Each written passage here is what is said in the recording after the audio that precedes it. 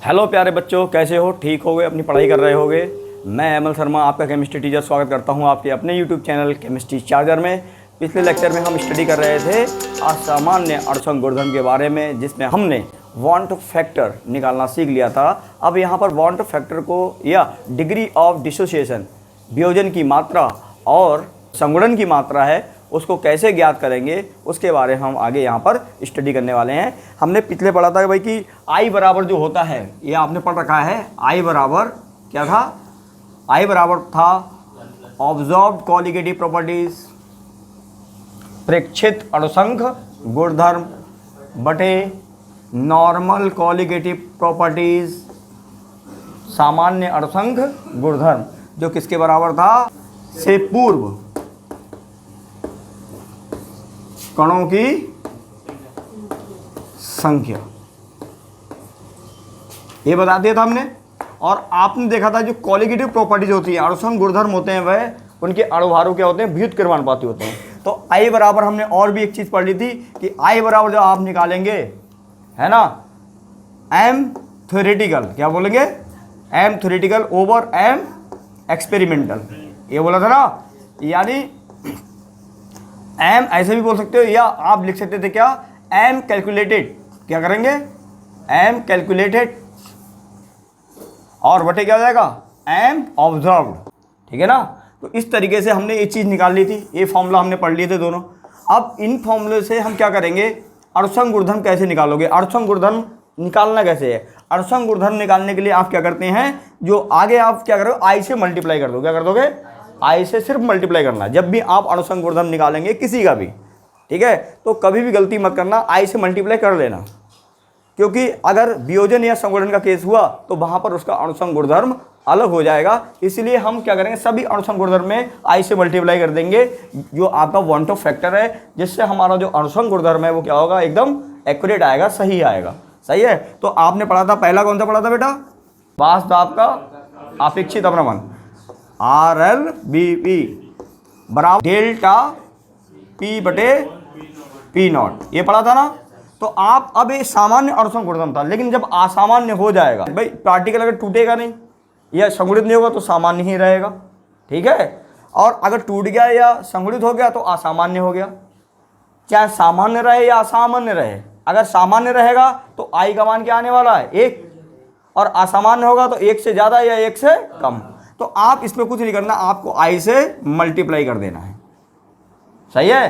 तो एक फॉर्मूला ये बन जाएगा आई से मल्टीप्लाई करके। ऐसे ही आपने पढ़ा था कौन सा? दूसरा जो पढ़ा था क्या? क्वथनांक में उन्नयन। तो क्वथनांक में उन्नयन जो आपने पढ़ा था, डेल्टा टीबी, डेल्टा टीबी बराबर आपका आया था KB into W in grams. ये फॉर्मूला पढ़ा था। तो अब इसमें क्या हो जाएगा? सिर्फ क्या करना है? वांट ऑफ फैक्टर से मल्टीप्लाई हो जाएगा। यानी यहाँ पे भी क्या आ जाएगा? आई आ जाएगा। सही है। हर एक में आई से मल्टीप्लाई कर देना है। और तीसरा जो था हमारा कौन सा? हिमांक में अवनमन। तो आई यहाँ पे भी मल्टीप्लाई हो जाएगा, और अपॉन क्या हो जाएगा? MM इंटू क्या हो जाएगा? Capital W। ठीक है। ये ग्राम में रहेगा, और ये तो ग्राम में, ये ग्राम पर मोल में रहेगा। और आपका चौथा क्या था बेटा? परासरण दाब आ गया था, है ना। PB बराबर nRT से निकाला था आपने क्या? पाई V बराबर क्या था? पाई V बराबर nRT। तो इसमें भी किससे मल्टीप्लाई हो जाएगा? आई से। ठीक है ना। ये चारों अणुसंघ गुणधर्म अगर कभी भी वियोजन या संगुणन होता है, आप आई से मल्टीप्लाई कर देंगे। और नहीं भी होता है तब भी आप हमेशा आई की वैल्यू करके अगर इसे करेंगे तो न्यूमेरिकल कभी भी गलत नहीं होगा, या आपकी जो भी वैल्यू आएगी अणुसंघ गुणधर्म की, वह एकदम एक्यूरेट आएगी। तो कभी भी आप जब भी करें आई से जरूर मल्टीप्लाई करें, चाहे वो सामान्य हो चाहे वो असामान्य हो। कभी भी फॉर्मूला लगा रहे हैं तो वांट ऑफ गुणांक जरूर लगा दें। सामान्य में नहीं लगाएंगे तो कोई फर्क नहीं पड़ने वाला। सामान्य में अगर आप आई से मल्टीप्लाई नहीं करेंगे तो कोई फर्क नहीं पड़ता। लेकिन अगर असामान्य हुआ, वियोजन या संगुणन हुआ, और आप आई रखना भूल गए, तो आपका पूरा न्यूमेरिकल खराब हो जाएगा।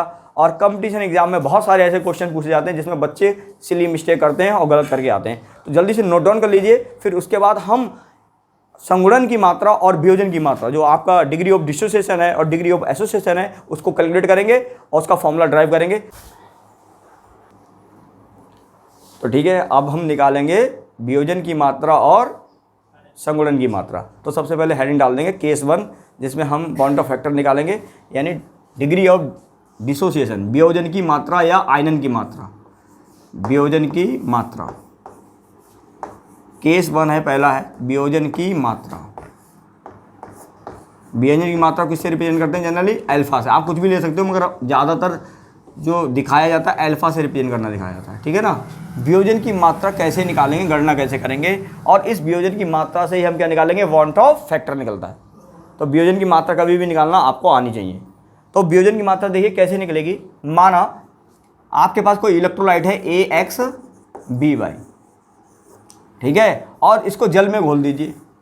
जब आप जल में घोलेंगे, जल की उपस्थिति में रखेंगे, तो ये टूट जाएगा। क्या बनाएगा? ये कोई विद्युत अपघट्य इस तरीके से टूटेगा।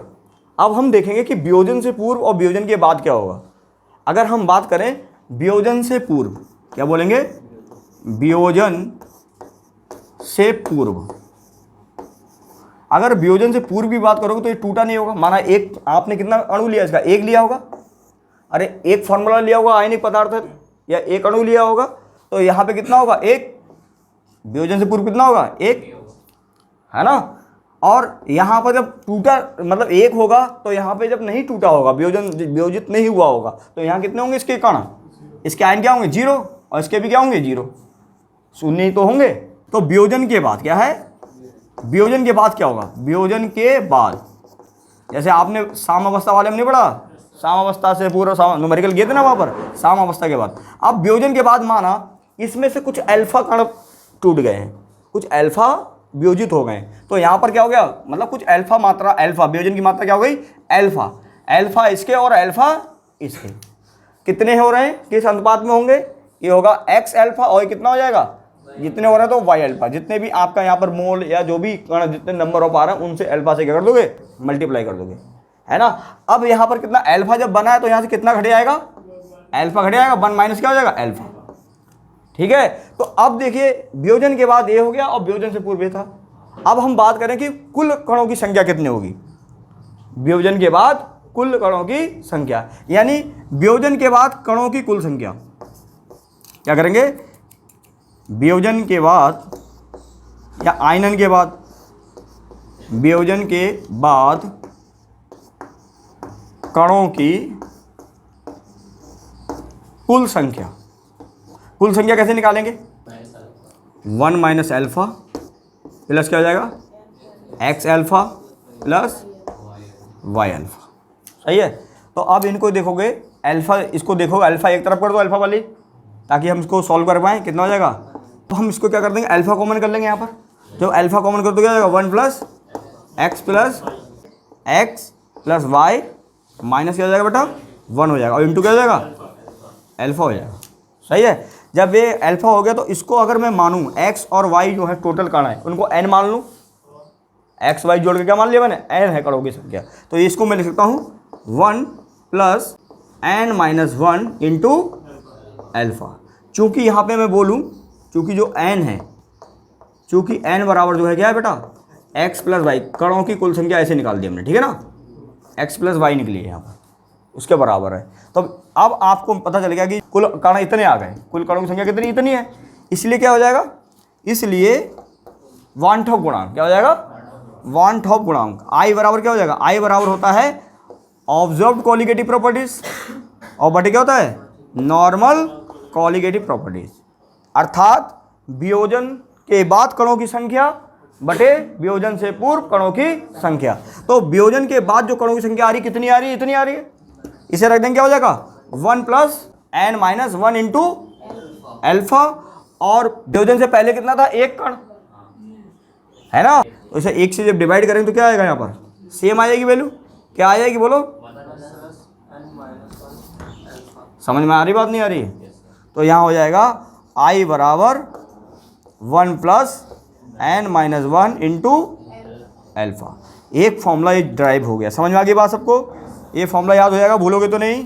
आपको कभी ड्राइव करने के लिए नहीं आएगा, एनसीईआरटी में दिया भी नहीं है, और ना सीबीएसई बोर्ड के सिलेबस में ड्राइव करने के लिए है। सिर्फ फॉर्मूला आपको याद करना, अगर न्यूमेरिकल में कभी यूज होता है तब। तो आप यहाँ अल्फा निकाल सकते हैं, फिर आगे इसलिए इससे अल्फा निकल जाएगा, अल्फा बराबर क्या हो जाएगा, इसलिए अल्फा इक्वल टू क्या हो जाएगा, बताओ वियोजन की मात्रा निकाली ना आपको, तो वियोजन की मात्रा अल्फा बराबर क्या हो जाएगा, अल्फा बराबर हो जाएगा, इसको इधर भेज दूंगा तो हो जाएगा I-1 ओवर क्या हो जाएगा n-1।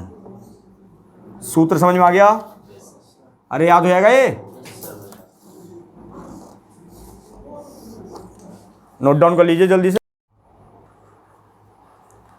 यहां पर जो x और y है वह कुल आयनों की संख्या है। क्या है बेटा?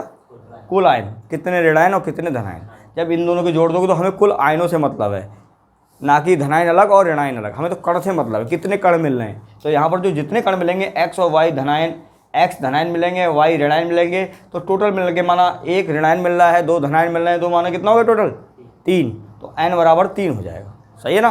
नोट डाउन करिए। फिर अगले देखिए हेडिंग डालेंगे या I की गणना करेंगे वियोजन की मात्रा से। अगला लिखें, वियोजन की मात्रा से वांट ऑफ गुणांक I की गणना, I की गणना।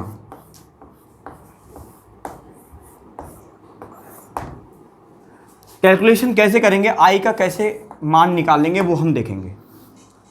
पहले तो हम पढ़ रहे हैं कौन सा, नॉन इलेक्ट्रोलाइट के लिए। किसके लिए? Non electrolyte.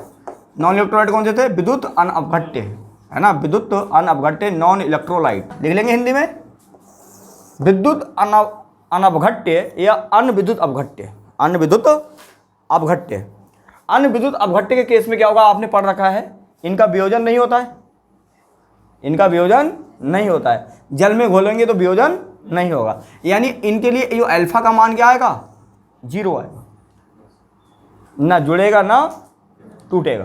तो अल्फा बराबर क्या होगा, क्योंकि वियोजन की मात्रा क्या होगी इनके लिए, 0 होगा। इनका वियोजन नहीं होता, क्या वियोजन नहीं होता है, वियोजन नहीं होता है।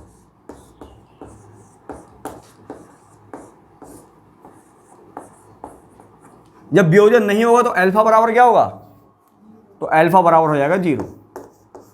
जब अल्फा बराबर 0 होगा तो I बराबर कैसे निकलेगा, 1, I equal to 1 plus n-1 into alpha.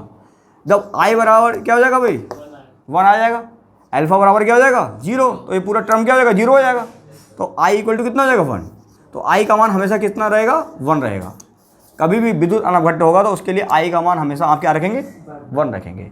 विद्युत अनअपघट्य पढ़ा है आपने, कौन कौन से होते हैं बताओ, जैसे ग्लूकोज हो गया, ग्लूकोज पानी में होना चाहिए, इनका जल में विलयन होगा, तब बता रहा हूँ, ग्लूकोज, यूरिया, फ्रक्टोज, सुक्रोज इत्यादि एक्सेट्रा, है ना। ये सारी चीज़ें अगर घुली हुई हैं किसमें, पानी में, तब इनके लिए I का मान 1 ही रहेगा, सदैव आँख बंद करके रख देंगे, ठीक है ना, कुछ नहीं होने वाला है। फिर अगली बात करेंगे दूसरा, प्रबल विद्युत अपघट्य के लिए। किसके लिए, प्रबल विद्युत अपघट्य, यानी स्ट्रॉन्ग इलेक्ट्रोलाइट्स। स्ट्रॉन्ग इलेक्ट्रोलाइट्स क्या होते हैं, पूर्ण रूप से आयनीकृत हो जाएंगे, पूर्ण रूप से वियोजित हो जाएंगे, नहीं हो जाएंगे। कोई भी विद्युत अपघट्य अगर आप जल में घोलते हो तो वो किसी भी सांद्रता पर ऐसा माना जाएगा प्रबल विद्युत अपघट्य पूर्ण रूप से वियोजित हो जाता है अपने आयनों में, जो साधारण नमक है, और उसमें सिर्फ नमी लग जाए, क्या लग जाए, नमी, पानी ज़्यादा नहीं डाला आपने, तब भी ऐसा माना जाएगा कि जो सोडियम क्लोराइड है वो अपने आयनों में विभक्त हो गया 100%। किसी भी सांद्रता पर कोई भी प्रबल विद्युत अपघट्य पूर्ण रूप से वियोजित हो जाता है या आयनीकृत हो जाता है, पूर्णतः वियोजित हो जाता है। जब पूर्णतः वियोजित हो जाएंगे तो अल्फा का मान क्या आएगा, अल्फा 100% होगा, यानी 1 होगा। एक अणु डाला तो उसका एक पूरा का पूरा क्या हो गया, वियोजित हो गया, यानी अल्फा इक्वल टू क्या होगा, इसलिए क्या होगा, इसमें अल्फा इक्वल टू कितना होगा, 100%, और 100% का मतलब क्या होगा, अल्फा इक्वल टू 1, अल्फा का मान 1 आएगा। जब अल्फा का मान 1 आएगा तो आप अल्फा का मान जब इस फॉर्मूले में रखेंगे तो क्या आ जाएगा, बताओ, I बराबर हम निकालेंगे 1 प्लस n-1 इंटू अल्फा। तो अल्फा इक्वल टू कितना है, 1, तो अल्फा का मान 1 रखोगे तो क्या आ जाएगा, अल्फा इक्वल टू 1 होगा, तो 1 प्लस n-1 इंटू 1, यही आ जाएगा ना, गुणे 1। तो इसे जब तोड़ो तो क्या हो जाएगा, 1 से 1 क्या हो जाएगा भाई, ये प्लस का ये माइनस का क्या हो जाएगा, कैंसिल आउट हो जाएगा नहीं हो जाएगा? जब कैंसिल आउट होगा तो आई का मान किसके बराबर आ जाएगा? एन के बराबर आ जाएगा। यानी कहने का तात्पर्य ये हुआ, जब आप प्रबल विद्युत अपघट्य घोलेंगे या उसको आप उसका विलयन बनाएंगे तो जितने उसके आयन उत्पन्न होंगे उतना ही उसका क्या होगा? आई का मान होगा। जैसे एग्जाम्पल देख सकते हैं आप, जैसे देखिए, जैसे आप चाहे तो अम्ल और क्षार और लवण के अलग अलग निकाल सकते हैं, तो मैं एक ही में कर दे रहा हूँ, ज़्यादा लंबा से नहीं खींचता हूँ, ठीक है ना। एग्जाम्पल के तौर पे ले लिया हमने किसका? एल्युमिनियम सल्फेट ले लो, Al2SO4 ऐसे ले लिया हमने, मान लीजिए। इसको लेंगे तो क्या होगा? ये आयनों में कौन से आयनों में टूट जाएगा? इसको अगर जल में घोल दें, हम किस में घोल दें? H2O में, जल में। यहाँ पे जल ले लिया, जल में घोल रहे माना, तो जल में क्या बनाएगा? 2 कितने बनेगा भाई?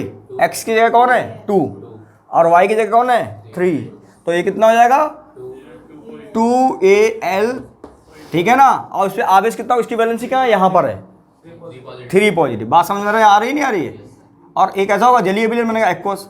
अब यहाँ पर देखेंगे y की जगह कौन है? 3, तो क्या हो जाएगा? +3, कौन सा आयन है? SO4, ठीक है। कितने आवेश होगा अगर नहीं पता है? एक पे धनावेश तो दूसरे का आवेश यहाँ पता चलता है कितना है? 2, तो ये जाएगा 2 नेगेटिव। बात समझ में आई? कितना है यहाँ पर? एक अणु लिया आपने, कितना लिया है? 1 मोल, या एक कण लिया, कितना लिया? एक अणु इसका लिया है, तो एक अणु से कितने बन रहे हैं यहाँ पर? 2 3 2 5, कितना हो रहा है? 5। तो इसमें आई बराबर किसके बराबर होगा? आई कितना आ जाएगा? 5। चूंकि हमें पता आई बराबर क्या होता है? आई बराबर एन, इसलिए क्या हो जाएगा? आई इक्वल टू हो जाएगा कितना? 5। क्योंकि जब भी जल में घोलो तो 100% टूट जाएगा। वियोजन की मात्रा कितनी हुई? 1 होगी, 1 रख दो, ये मान निकाल के भी देख लो तब भी 5 ही आएगा। करना क्या? निकाल देखना है, ये तो प्रूफ हो गया ना। हाँ है ना।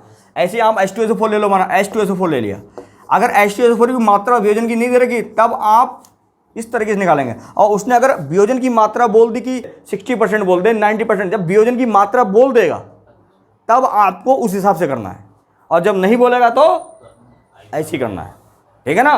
वियोजन की मात्रा उसने बताई नहीं तो इसका मतलब हो गया 100% वियोजित हो रहा है। प्रबल विद्युत अपघट्य और वो 100% वियोजित हो रहा है, उसमें आपको अपनी तरफ से कुछ भी एड ऑन नहीं करना है। तो ये H2SO4 इसको जल में अगर घोल देंगे तो क्या बनेगा? H धनायन, क्यों भाई? जल में घोलो, H धनायन एक्वस, और कितने बनेंगे H धनायन? 2 बनेंगे, सही है ना। प्लस y की जगह कौन है? SO4, कोई है संख्या और? एक ही है। सहजकता कितनी होगी इसकी? 2 होगी, तो इस पर कितना होगा? 2 ऋणावेश हो जाएगा एक्वस। हाँ है ना। कितने कण मिले? कितने मिले भाई? 2 और 1 3, 3 कण मिले, तो आई बराबर कितना होगा? 3। हाँ है ना। यानी आई बराबर आप जब निकालेंगे, आई बराबर क्या है? 1 + n-1 इंटू एल्फा। एल्फा का मान क्या होने वाला है? पूरा का पूरा टूट जा रहा है, इसमें कोई वियोजन की मात्रा दी नहीं है। यहाँ पे एल्फा बराबर क्या है? एल्फा बराबर क्या है इसमें? एल्फा इक्वल टू 1 होगा, प्रबल विद्युत अपघट्य है। तो यहाँ जब वैल्यू रखोगे तो आई बराबर कितना हो जाएगा बेटा? 1 + यहाँ कितना देखा है? 3 -1 और इंटू 1, तो इसे जब कैलकुलेट करोगे तो आई बराबर कितना आ जाएगा? आई बराबर आ जाएगा 1 + 3 - 1, तो ये क्या हो जाएगा भाई? 1 से 1 कैंसिल हो जाएगा, आई इक्वल टू कितना आ जाएगा? 3। बात क्लियर है? प्रबल विद्युत अपघट्य अम्ल हो, क्षार हो, लवण हो, कुछ भी हो, उसके लिए जो आई का मान है वह एन के बराबर आएगा। इसमें कुछ कैलकुलेट करने की जरूरत नहीं है। मगर अगर वियोजन की मात्रा दे दी तब वहाँ पर आप वियोजन की मात्रा रख के ही न्यूमेरिकल सॉल्व करेंगे। जैसे मैं आपको एक एग्जांपल बता देता हूँ। 68% वियोजन की मात्रा वाले नाइट्रिक अम्ल HNO3 नाइट्रिक अम्ल के लिए वांट ऑफ गुणांक, वांट ऑफ, आप पूरा लिखेंगे, वांट ऑफ गुणांक की गणना कीजिए, यहाँ पे जब HNO3 आप लेंगे, HNO3 जलीय भी लेनी है, कैसा है? एक्वस, और कितना है? 68%, ये 68% है। तो 68% जब जल में जाएगा तो टूटेगा तो भाई मतलब 68% टूट जाएगा, 32% रह जाएगा। तो टूटेगा तो क्या बनाएगा, एच धनायन एक्वस, और प्लस क्या बनाएगा बेटा, बोलो, NO3 नेगेटिव आयन एक्वस, यही बनेगा ना। अरे हाँ है ना, एक कण है यहाँ पर, कितना है, एक, और एक से कितने बन रहे हैं बेटे, यहाँ पर 2 बन रहे हैं, कितने बन रहे हैं, 2 बन रहे हैं। तो इसके लिए वियोजन की मात्रा अल्फा बराबर कितना देगा, 68%। 68% का मतलब कितना हुआ, 0.68। एक में से कितना टूट रहा है, 0.68। 100% टूटता तो 1 होता, तो 68/100 क्या हो जाएगा, 100 में से कितने टूट रहा है, 68 टूट रहा है। तो उसका अगर फ्रैक्शन निकालो तो कितना आ जाएगा, 0.68, इतनी तो आएगा। तो ये हो गया 0.68, अल्फा इक्वल टू हो गया। एन बराबर कितना हो गया, एन बराबर कितना है, 2 आ गया, सही है। तो आई बराबर कितना हो जाएगा, आई बराबर 1 plus N minus 1 into alpha. तो 1 प्लस एन कितना आया, 2 माइनस 1 इंटू क्या है 0.68। तो यहाँ पे कितना आया बेटा, तो कितना आएगा 1 प्लस 0.68 आ जाएगा, यानी इक्वल टू कितना हो गया 1.68। यानी टोटल नहीं टूटा है, कितना टूटा है, 2 बनने चाहिए, 2 ना बन के कितने बनेंगे कण, एक से कितने बनेंगे 1.68